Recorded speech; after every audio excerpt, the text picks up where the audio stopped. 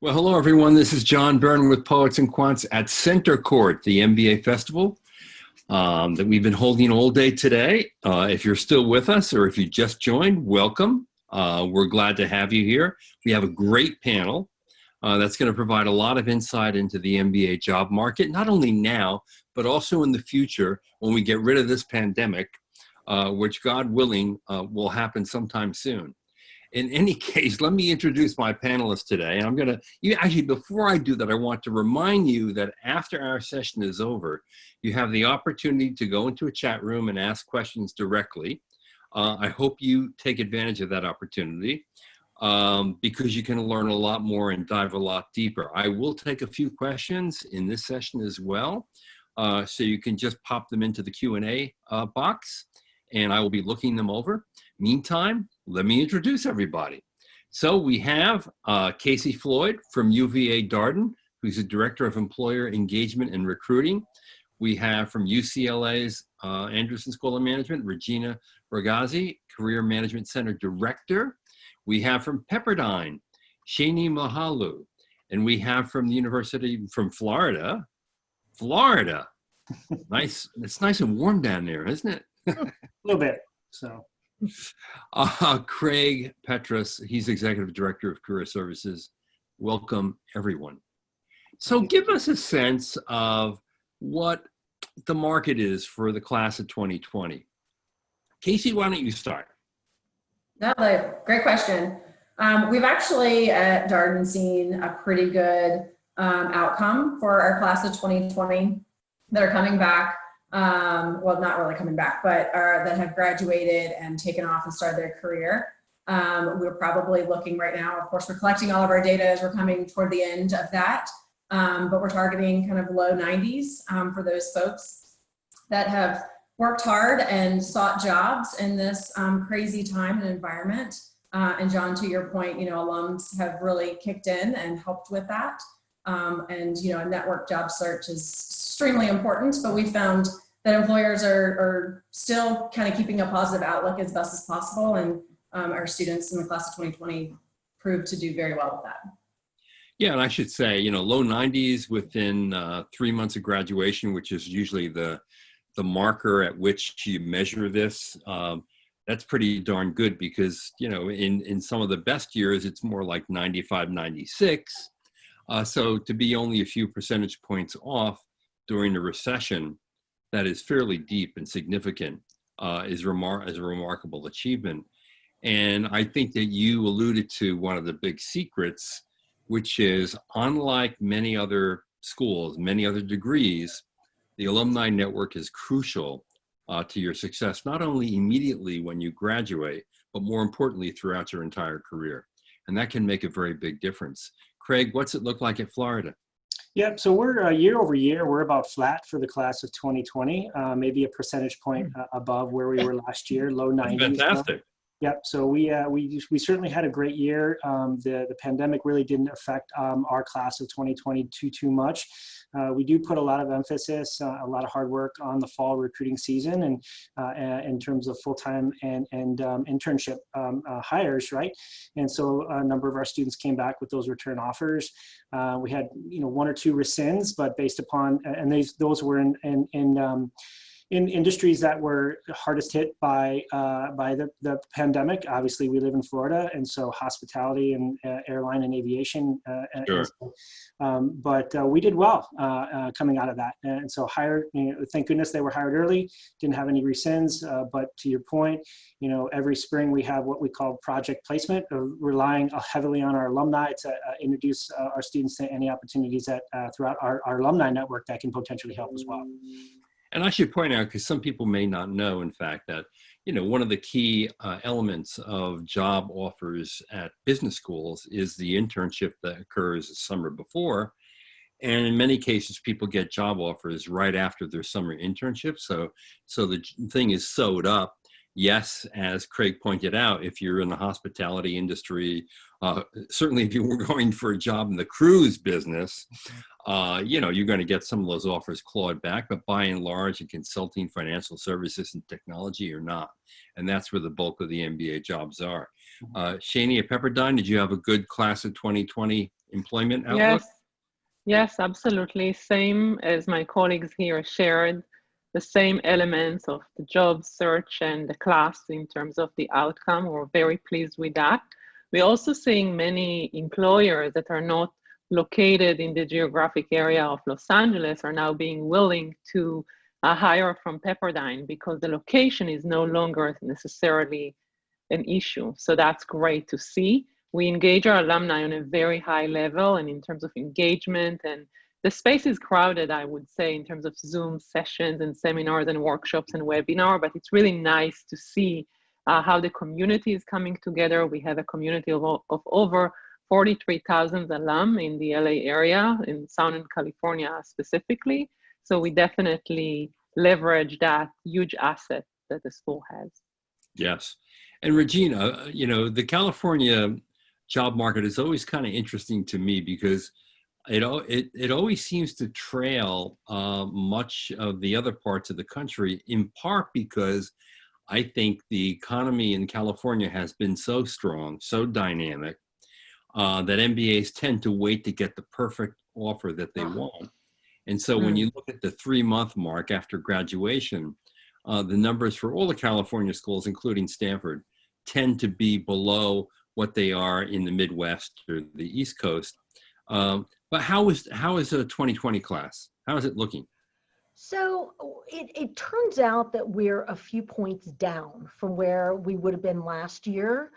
And as people have mentioned, for the most part, the traditional MBA jobs, consulting, banking, all of those companies honored their offers. And so that was great. Now, what you did see was that start dates were sometimes pushed out. I think that was more in consulting than it was in any of the other industries. Right. Some of them were pushed out to fall. Some of them were pushed out to winter.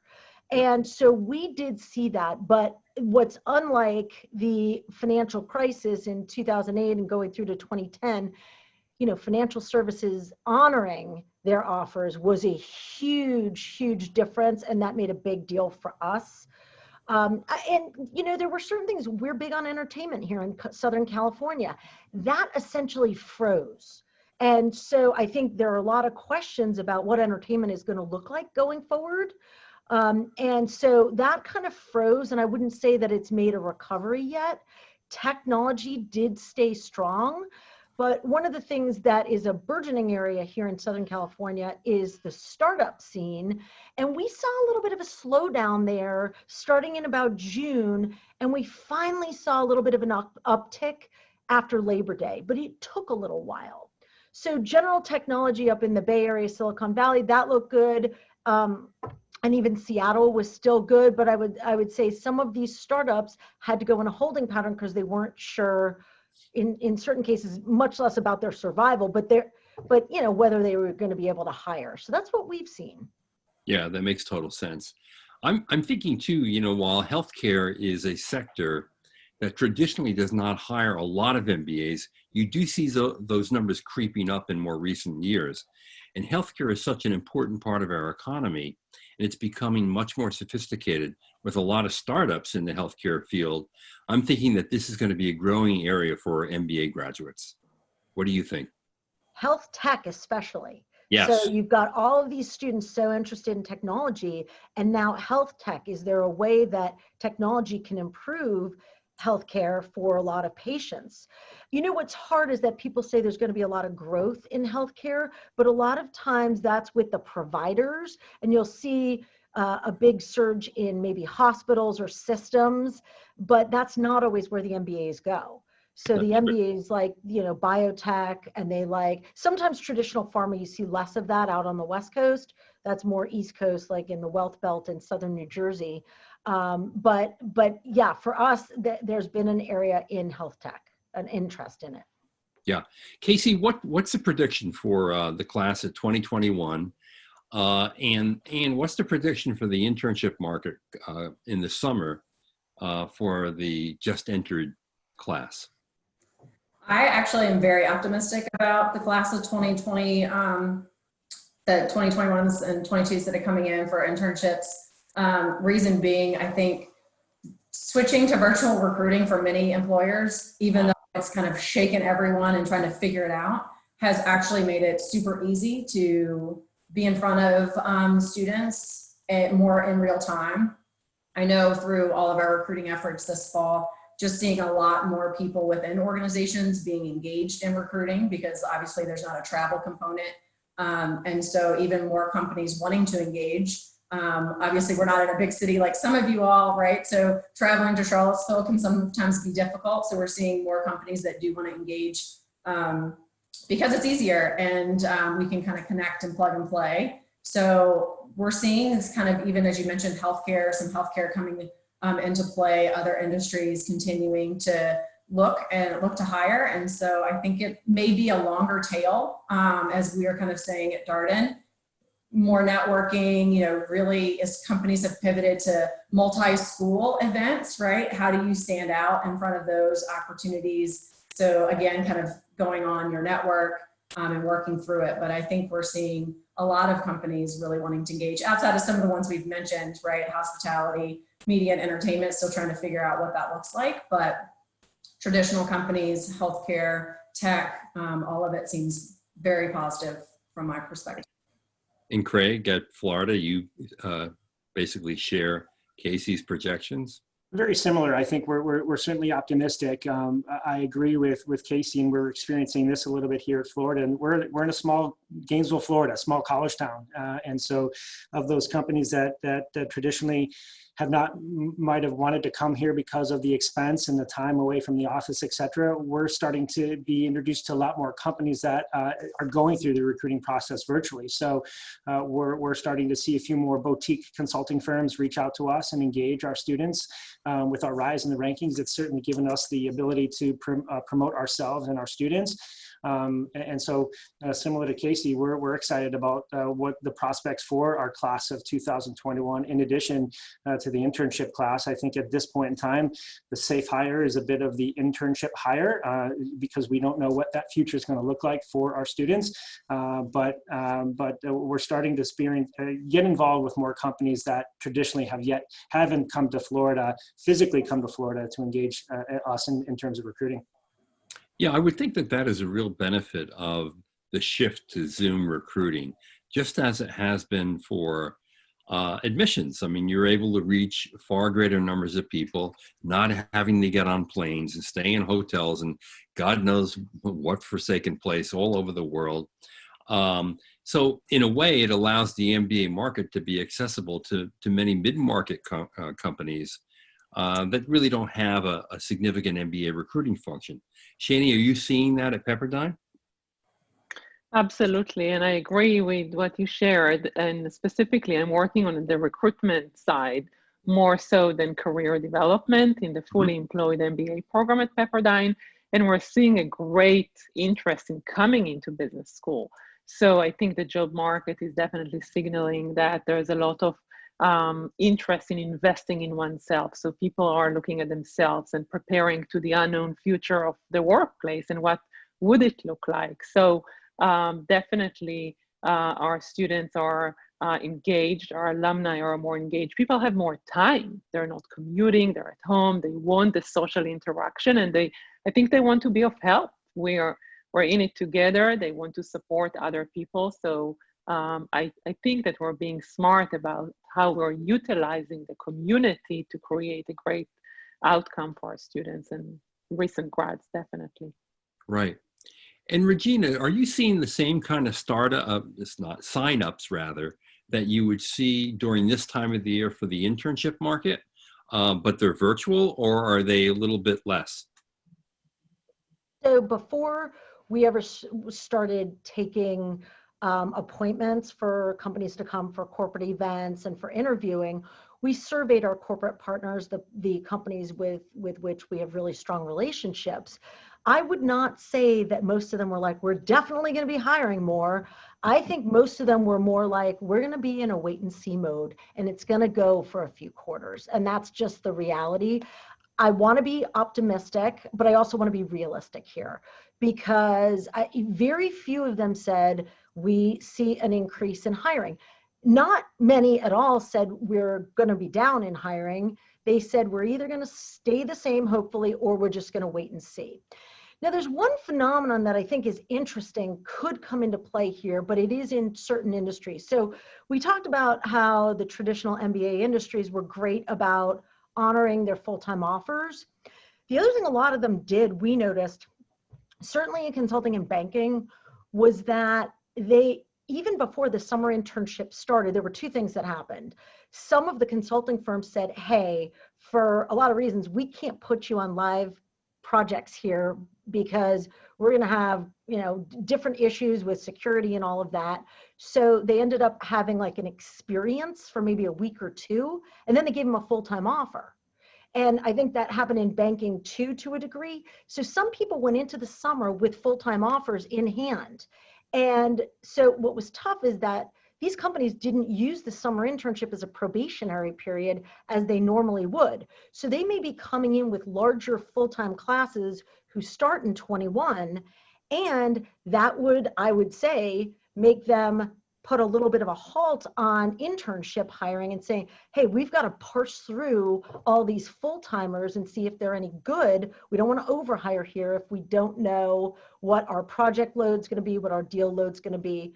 I mean, having said that, like banking has told us, we have a lot of great banking relationships, like we have never been busier. So there's a lot of stuff going on, and it happened immediately with like the capital markets more than anything. But now M&A has come back, and there's a lot that people are trying to do before the end of the third quarter, and certainly before the end of the year. So, you know, I don't know. I don't want to tell people you're definitely going to get your dream job.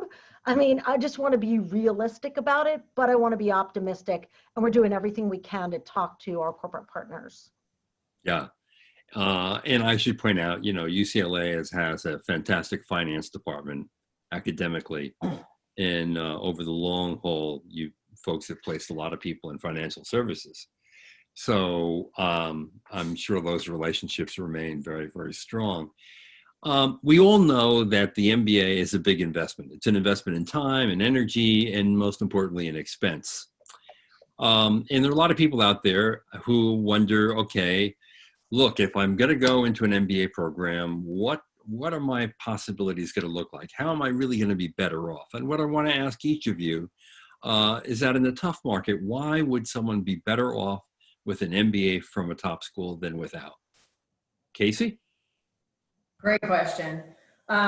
So I think, you know, Shine kind of mentioned this, you know, just it's a great time to invest in oneself, right? Even as you think about organizations having hiring freezes, or, you know, just that opportunity to kind of move within the organization as they're trying to figure things out. I think it's a time to be introspective and say, how am I going to work on myself for when we start shooting back up from an economic standpoint, to really be able to take advantage of that. I would also say in that, right, as we're still talking about hiring and looking at numbers, like companies are still hiring. And so even if we're playing off of the numbers that we're seeing now, or the employers that are engaging, it's like a holding pattern, but they're expecting to come back to where things are. So I think you still have someone wanting to come back, get an MBA, and be able to either pivot, because obviously most of them want to be career switchers and find something else. But those traditional MBA hiring companies are still looking for that talent, because business is changing and it's virtual, and there are new ways of doing business, and they need folks to come in and kind of get that up to speed learning and come in and be effective in the organizations as they are pivoting. So I think it's a great time as things are kind of taking a hold and a time out for a moment to go to business school, kind of spin up on, you know, your education and betterment for yourself, but then, you know, get out into the business market. It's still there. And even beyond, you know, the immediate job prospects for a newly graduated MBA, in a good MBA program, you're going to learn skills that will help you network your way to better opportunities throughout your life. You know, most people don't even know how to network. They don't even know the basics of it. And they don't even have a network within which to network through. Never mind honing your interview skills, perfecting your resume and your LinkedIn profile, using the alumni office to get other career opportunities post-MBA, which is also a possibility, and usually the case at most schools. So, you know, whether it's a tough market or it's a good market, I think an MBA degree puts you in a much better place than you otherwise could possibly be. Regina, I'm sure you agree with that. I totally agree with that. You know, one of the things I always say is you'll never have to apologize for having an MBA, but you might have to apologize for not having one. If Yes. you're up against somebody who's got one, you don't, and all else being equal, why wouldn't you take the person who has one? I mean, just as you mentioned, John, people are learning the fundamentals, all the fundamentals. So it's everything from human resources to operations, even if you're going to be a finance person. So you've got those foundational elements. I think you mentioned the networking, and forget about even going out to the alumni network. You've got the network of hundreds of people in your own class, the class above you, the class behind you. Right there, you've probably got at least 1,000 people, right? You could network with, and that makes it easy. And there's one other thing that I think is important. As career people, when we look at the before and after of the pieces of the career search process, whether even down to the LinkedIn profile or the resumes, just look at the vast improvement from day one versus graduation. You've come so far. So you're learning these career skills for life. And those right there are so helpful. And I think students are really amazed at just how far they come, how different everything looks at the end of the experience. And all of that just adds up to a huge benefit for having an MBA. Yeah, that's really true. And and Shani, the other aspect of this is that many alums of programs now can avail themselves of career coaching. They can go back and find a coach through their business school. Some schools provide that service for free. Some schools at least will set you up at a discounted rate. The other thing is there are job postings that come in to all of your offices. Sometimes they're mainly for newly minted MBAs, but also they are for alums. And I will say something that maybe some people who are young professionals may not realize. There's a massive executive search business out there. And I can tell you that when they post job specs, more often than not, the MBA is part of the job spec. So Shani, you would agree with all that too, or not? Absolutely, yes. Absolutely, yes. At Pepperdine, we do offer that service for free. All our students and alums are eligible to receive career coaching, resume, interview preparation, one-on-one coaching in terms of even identifying what is the next step for them for a lifetime. So years past graduation, they can call back into the career services office and a career coach will be available to support them. And I think it's a huge advantage of the degree that you become a part of a community and affiliated with that community that will be routing for you at any stage of your career, absolutely. And Regina made mention of something I think is very important. It's called the pivot. And we know what a pivot is. It's the opportunity to use the MBA to change your career. Some people do the triple jump, which would be changing your geography, your discipline, and your industry. That's a little more rare than maybe doing 2 jumps, maybe doing 1 jump. But Craig, how many people in your MBA program tend to pivot into a entirely new career post-MBA? Right, and so if we were to look at the cohorts that we have here in Florida, we do have 2 one-year programs. Right. Those individuals that have a business degree or don't have a business degree, and so the one-year students tend to not pivot because it's just you can't really pivot over a one-year program. But we tend to see a good propensity of our first year or our 2-year MBA students making that pivot. So I would say a good 75 to 80% of those students are coming here to make that pivot, and the MBA is going to be able to do that to launch their career to bigger and better things, because again, as we know, we tend to see those employers are looking for high potential individuals versus function or industry experience. And so if you have that, and if you have the ability to prove yourself as a quick learner, fast learner in terms of an industry or function, you certainly have the opportunity to pivot into something different. And again, we vet out in terms of our admissions process, those individuals that want to make that pivot, we highly encourage them to do that 2-year program. Right. And I should just reemphasize that. The reason why it's easier to pivot from a 2-year program is simple. One issue is the internship. Yep. Internships are often tryouts for full-time job offers, but more importantly, they're also an opportunity for you to gain expertise in an area you never had before. And therefore, to gain the bona fides on your resume, to actually make a credible pitch for a totally new career. The other part of a 2-year program, and this is true to some extent in the 1-year program, of course, is experiential learning. And the experiential learning that has been put into MBA programs help people get a lot of experience with a company in a given industry that they may be unfamiliar with, but it's something that you can talk about with a recruiter and convince them that you are a good candidate to be recruited from. So that's a really crucial aspect of the whole MBA experience as well. I often think that the most underappreciated asset in an MBA program is the professional development that occurs with the individual. We know you're going to learn accounting and marketing and finance and strategy and operations, and you're going to get a dose of leadership. But more importantly, you're going to get the kind of professional development that's going to last a lifetime.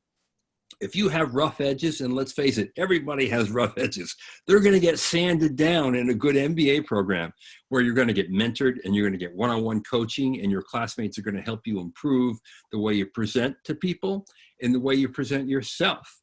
So, you know, the brand is you, and the brand gets polished in a good MBA program because of all the professional development opportunities that exist in it. So, Casey, what are the most important qualities that you think help people in the job market?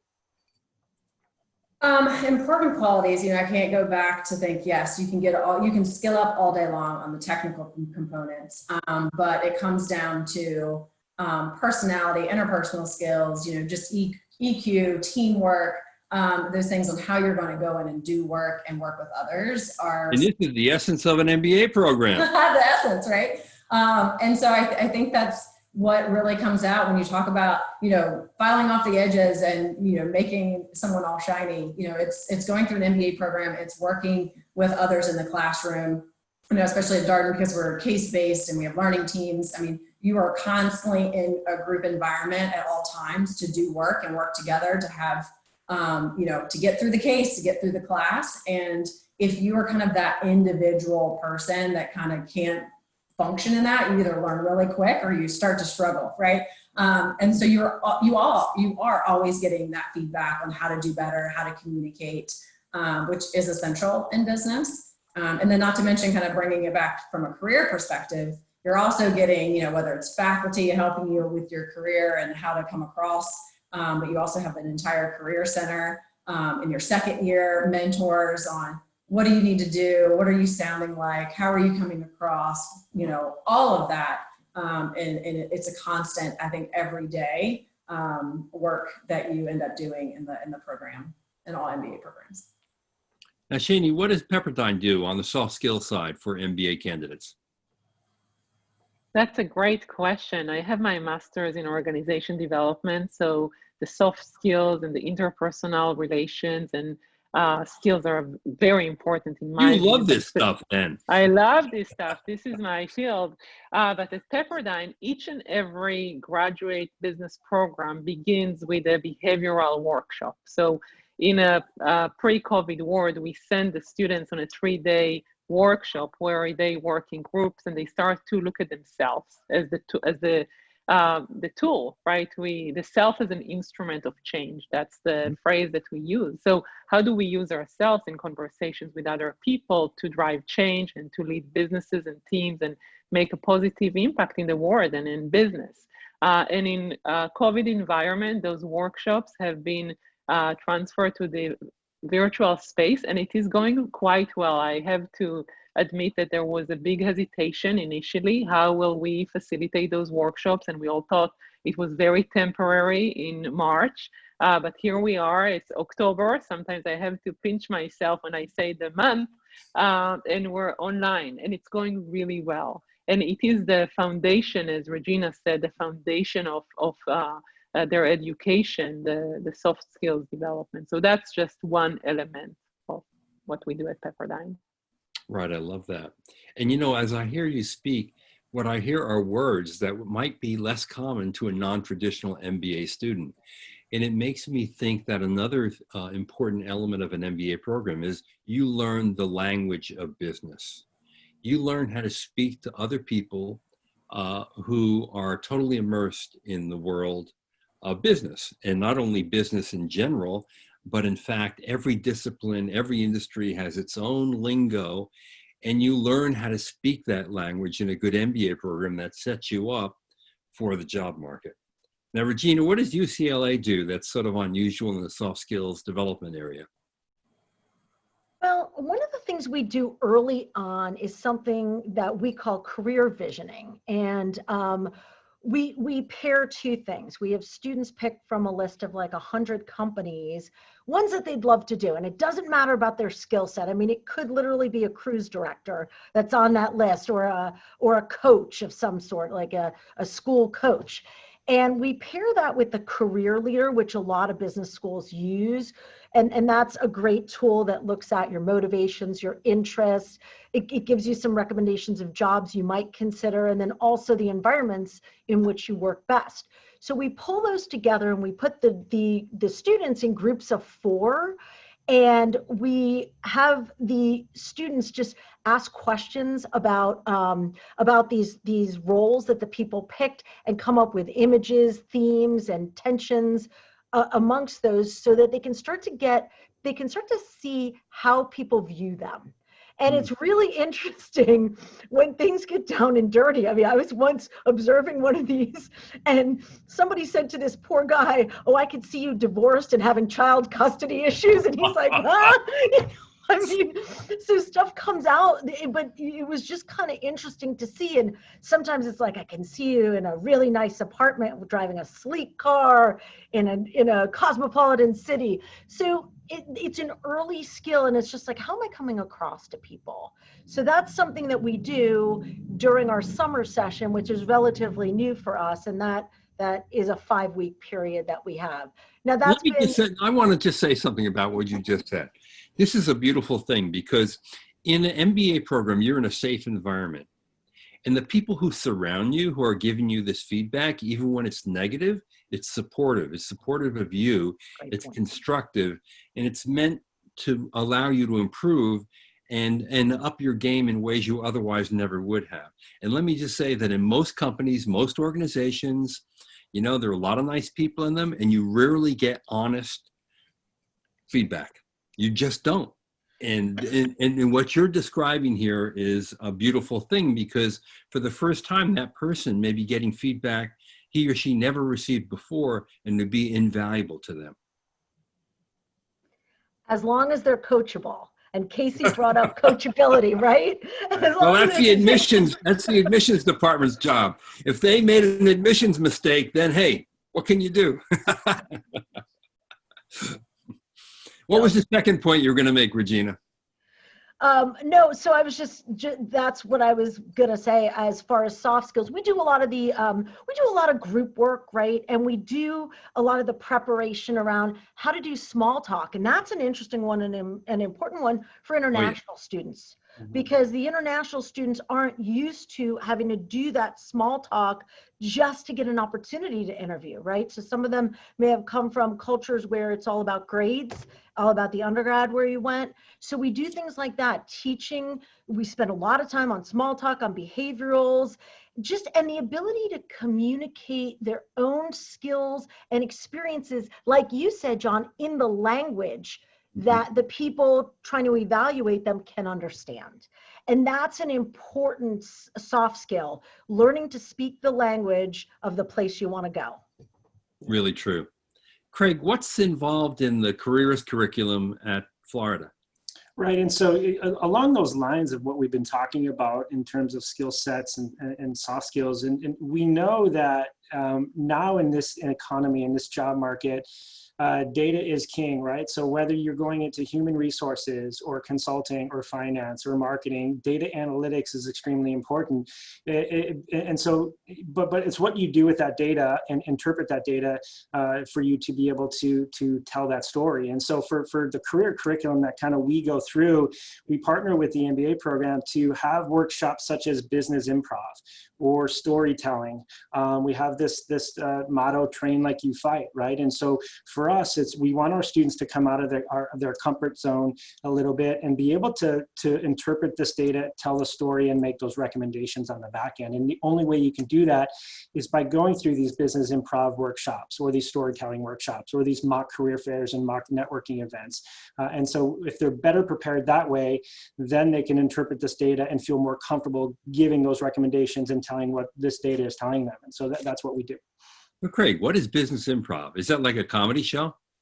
Yes, and it's actually, and a few schools do this from what I understand, but it's a few Saturday Night Live former comedians have started this business improv to be able to communicate on a moment's notice. And so they teach you to, be in a setting in which to continue the conversation with those around you, and it's all around business. So, love it. Mm-hmm. AC, what's the careers curriculum look like at Darden? Yeah, we started, we're in our second year of revamping our entire career education, where we took most of it online, and we start pre-matriculation. So as students are admitted, we start working with them over the summer, so we can get them really kind of skilled up with a lot of the basics before they step foot at Darden and get inundated with cases and the curriculum. So with revamping that, it's been actually really fantastic, because we get students starting with a really nice resume already, or going through a lot of, as Regina mentioned, career leader and some of the tools to do some self-reflection over the summer, to kind of get an idea and say, okay, maybe here are some target industries, functions that I want to focus on before recruiting hits. And as we know, employers start coming very soon once you go to campus. So we've done a lot of that as students join and sign up, and so that way they feel like they're a little bit more prepared coming in. It was also a great choice that we took a lot of that online, given where we are today. The other bit is that it's there for them, almost like a course would be in finance. And so depending on where they are and what they want to work on, it's always there at their fingertips to go and say, okay, let me go back and look at this LinkedIn session, or, I really want to talk about like the structure of behavioral interviewing. And so it's nice for them to have those resources there. And then we can focus, while students are there in the program, on the one-on-one coaching, which, we really want to do with, we have industry specialists in our shop to really kind of focus and help guide them through the fall recruiting.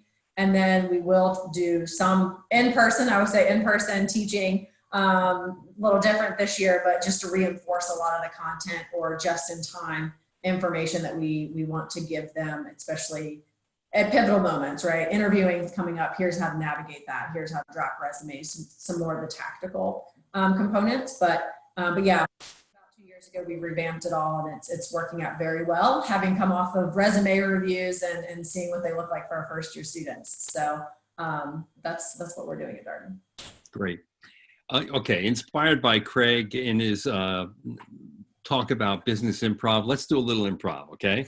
So I'm going to ask each of you to recall for me a story of someone who did an unconventional job search.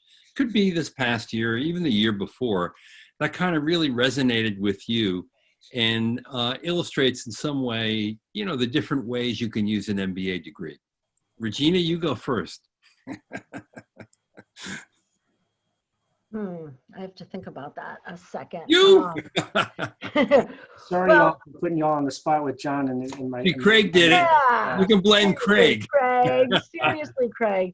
Well, so I'm going to go to a guy who had a really solid background, and this guy just graduated, and he had worked at KPMG. He was in one of those transaction management programs.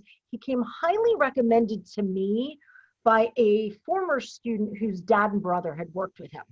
Oh. So this guy had a very traditional background, and he came in and he tried to start a business, and that sort of went kerplop in the middle of April of this year, just as everything was blowing up.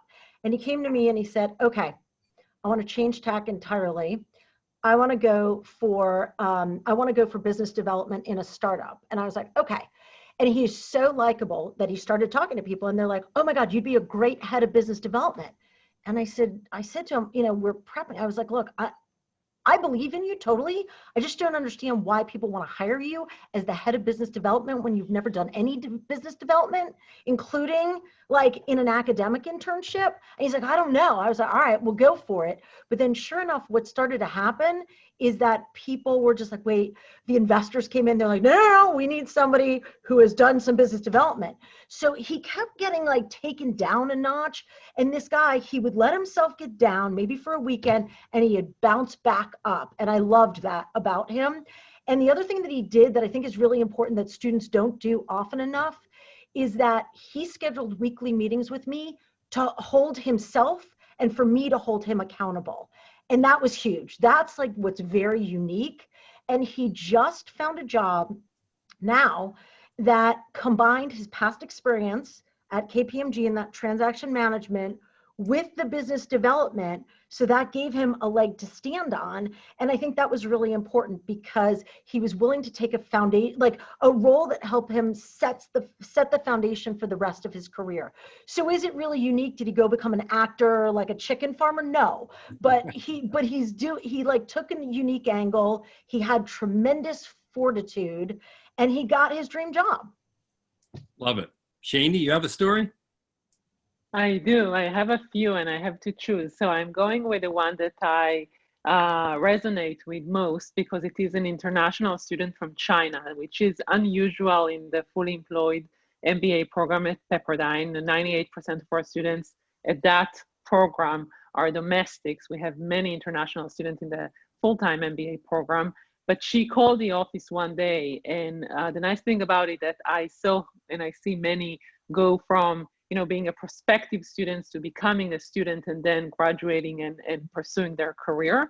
And unfortunately, her H-1B visa wasn't approved at the time. So she needed to decide how she's going to proceed, right? And she called me, the international student. I was once from Israel and I was very determined to help her. She decided to enroll and switch to a F1 visa and go to business school. And so her determination, and Regina said earlier, as long as they're coachable, I wrote that down because I think it's so powerful. She was so coachable. Anything that I would ask her to do in advancing herself and her career and utilizing her time at Graziosi, and I've been with the school for 11 years, so I know my way around. She went for it, from mentorship to volunteering her time to attending each and every event and looking like a CEO. She's just incredible. I have goosebumps. And she graduated, she got her visa, she started her own consulting company. She's doing so well. She's giving back freely. And I remember the first phone call, hearing the hesitation, the fear, not knowing how to navigate. Should I go back home? But I really want to stay here. And she had such a good experience in the consulting business already, industry. And she was a student speaker at graduation recently, and she is a big speaker at all of our events. So definitely I think of her as a success story. That's a great story. Hey, Casey, how about you at Darden? Yeah, I'm thinking of a student that I remember meeting with even as they were going through the admissions process. So as we all know, at a time or two, you talk to a student about the program and career opportunities, and they were coming from an academic background, so very non-traditional, non-business, and really wanted to know about opportunities to go into marketing, CPG, and kind of what was the opportunity and how would she be able to navigate talking about making a pivot and switching. And so I just remember working with her throughout the year from even a coaching perspective in navigating that, right? And so walking her through her stories, which were really big as you think about coming from academics and, okay, how do you take these stories and make it very consumer brand driven? How do you create a target list of companies, and knowing that not all CPG recruit at Darden. So what does this list look like? walking them through kind of that tracking sheet around who are alums that you can connect with, how are you, again, using your experiences and showcasing yourself, and kind of working with her. To your point below, is that almost accountability buddy is who I ended up being as, you know, you're looking to navigate that transition, and making connections for them as much as possible, or even, you know, you kind of have to make that call sometimes, be like, you got to pay attention to this student. You want to be there. And so just really exciting to now have seen them go through an internship at their target company, successfully get an offer for full-time, and be able to talk to them through accepting that offer. And that is, I think, one of the most rewarding, as we can all say, you know, when that student comes in or sends you a note and says, thank you. That's why we do what we do. And so working with someone from a non-traditional background that comes to business, learns the language, works on crafting their stories and making the network to make it happen is always super exciting. Where did she end up? Johnson & Johnson. Nice. Craig, you started this improv thing. Yeah, so I'll end it. Got it, baby. Well, the student that comes to mind for me is a former Division I collegiate soccer player turned Hollywood actor for 8 years, turned to now what do I do? Might as well go back and get my MBA, who really embraced the process, right? Embraced the education part of it, the academic part of it, embraced the career aspect of an MBA, and embraced the social aspect of it to really put himself out there and explore what he wanted to do for a career.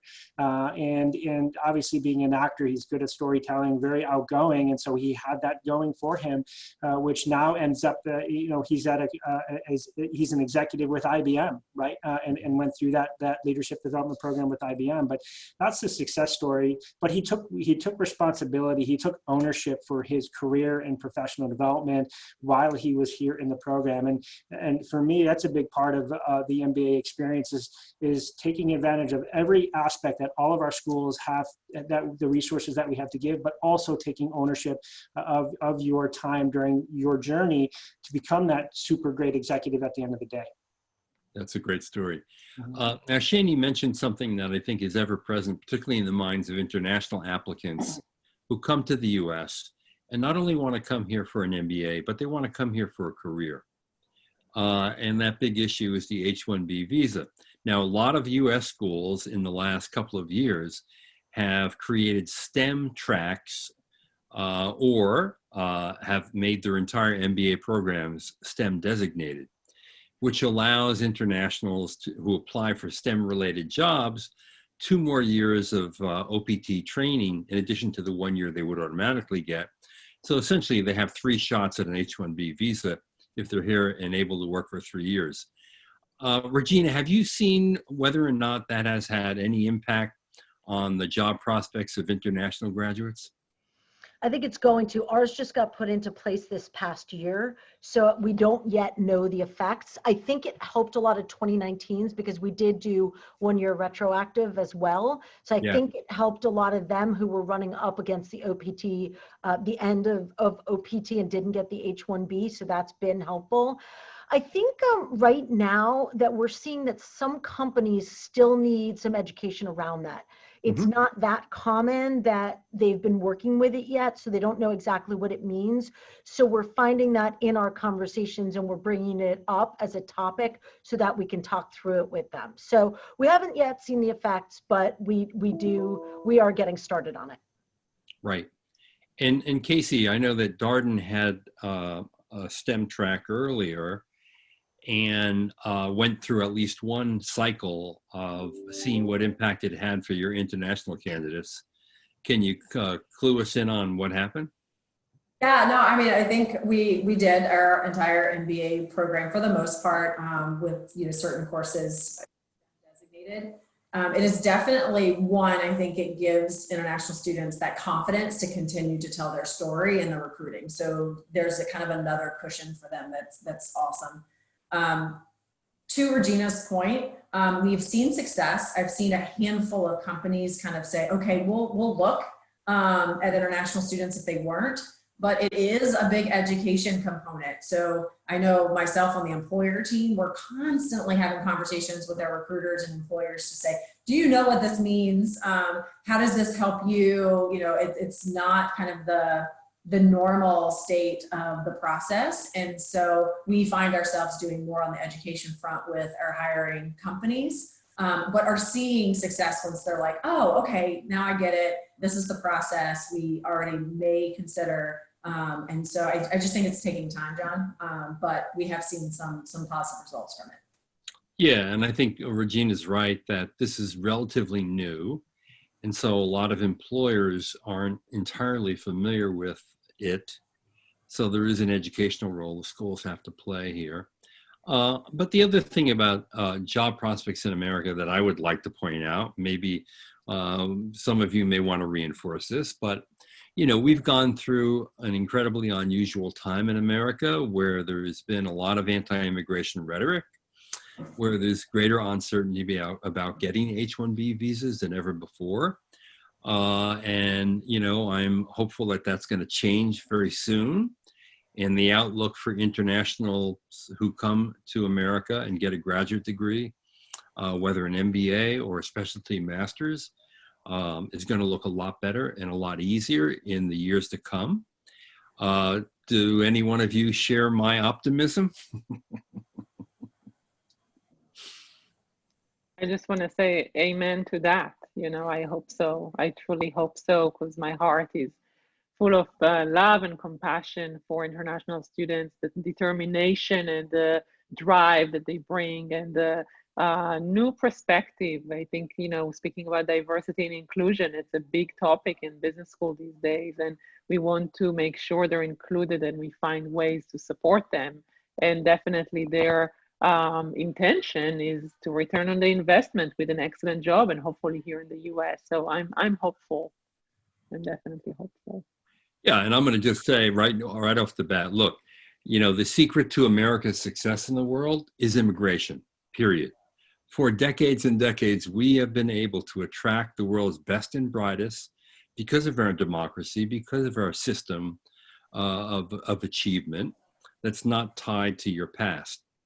And that's why the genie is out of the bottle, and things are going to change dramatically in this country for international applicants who come here and take advantage of what is really and remains, you know, one of the best higher education systems in the world, bar none. I'm going to ask you to talk a little bit about, before we sign off, sort of the enduring value of the degree over the long term, let's say 10 years. And, you know, there's some concern that maybe the value of the degree isn't what it used to be, that maybe the ROI has been diminished, that maybe there are too many MBAs out there and the market is oversaturated. Or maybe, you know, the degree costs a lot and, you know, there's a little more concern about, do I make the investment? Craig, can you speak to the value of the MBA degree now and over the long term? Right. So I think the MBA degree now is just as important, or the value of it is just as important now as it will be, say, in 10 years. And I think that, you know, we were talking earlier about, you know, those with an MBA versus those without an MBA. It's that differentiator from, you know, especially in this market where there's a wealth of talent in the market, unfortunately, because of the job market that we live in right now. And so as a hiring manager has the ability to look at two equally qualified candidates, one without an MBA, one versus, that MBA is certainly going to, be that value proposition or that differentiator for that hiring manager. So I think still today, the value of an MBA is extremely important. You know, when I see it in 10 years, we'll coach students and or I'll tell individuals, you still need to put your MBA into action 10 years from now. You know, don't put it on the shelf and use it as the initials. You know, what are you becoming? how are you using your MBA degree 10 years from now to become an influencer, to become a continuous learner, to take on challenges throughout your career that you might not have thought of? Do you want to be a corporate finance executive for your entire career, or do you want to put yourself in uncomfortable situations at work to take on marketing or human resources or technology? And so that's where I think that 10 years from now, you can certainly still call back your MBA experience and put it to use from that perspective. Great. Regina, is the magic of the MBA over? No way. And it's not for me. So I got mine in 1997, right here from UCLA Anderson. And let me tell you something. When I was sitting in those ops and stats classes, I was like, what am I doing? What am I doing? And certainly HR. And now. Oh, I know you were a poet. Totally. I'm a philosophy major from undergrad. Come on. So yeah, I mean, now I am using every one of those things. I'm more of an ops wonk than I am finance in many ways, you know, and I'm sitting here like running operations, and I think back to The Goal, which we read in Intro to Ops class, right? So when I think about that, it's just so interesting that the fundamentals, how important it is. And I've gone on days on the job trips. I've gone with investment managers, and we were in sessions, and one student had this question that he asked in every visit we made, which was, which class did you find the most useful? And I'm sure he thought it was something around financial statement analysis, blah, blah, blah, you know, ops theory, whatever. In one place, the guy said human resources, and another, they said strategy, and he was floored. The whole room was floored. And they're like, these are the things we never thought we'd use in this industry, but we're using them every day. Right there, that tells you the value of an MBA. There you go. 13 years ago, you graduated, and look at you now. Well, for me, it was longer than that. I know. I'm bringing it down. But you're a sweetheart. Thank you. Purposely. I gave you an extra 10 years there. I hope you noticed it. Thank you. Jeannie, could you speak to the value of the degree? Yeah, like Regina said, I think it's now more than ever, this is the time to go back to business school and pursue your MBA. And because I see the people throughout the funnel, you know, from early and inquiry coming in, calling my office, I have a team of recruiters that are speaking with them, but I see them at events, I see them online, I spend time with them, and then in the classroom with the mentorship of faculty through the courses, and then at graduation, the value and the transformation that they experience, it's hard to explain. You need to see to believe it.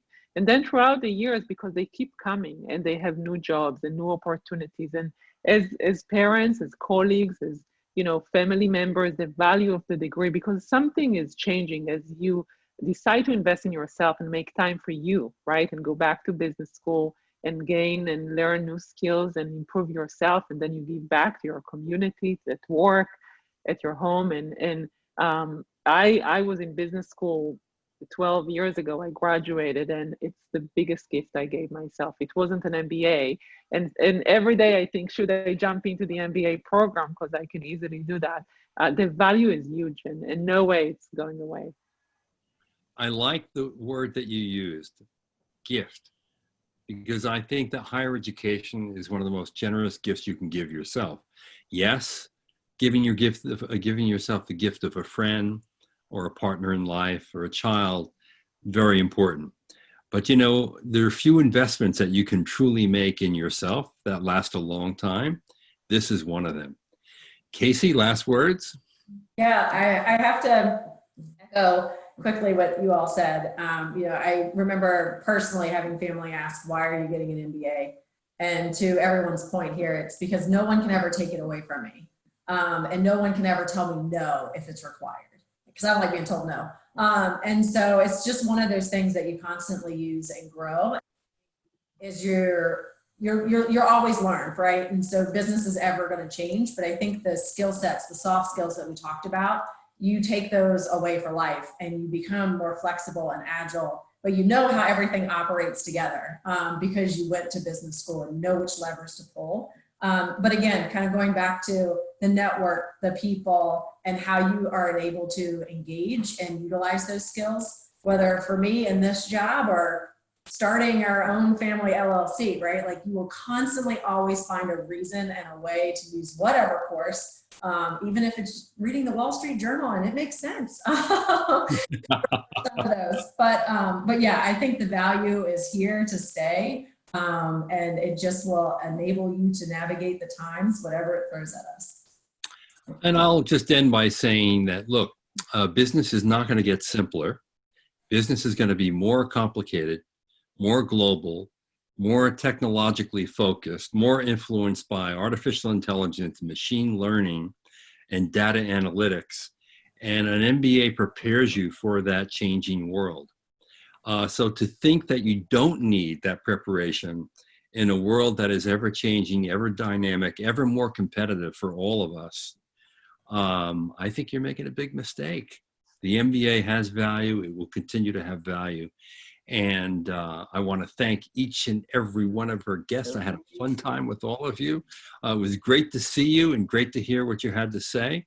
Casey, Craig, Regina, and Shane Lee, thank you. Thank you for being with us. I really appreciate it. And I'm sure everyone else did too. And I want to remind everyone before we turn off that you can go into a chat room with our folks here and ask questions directly. Put your camera on, show your face, be inquisitive, ask any question you want. These folks will answer and answer it honestly.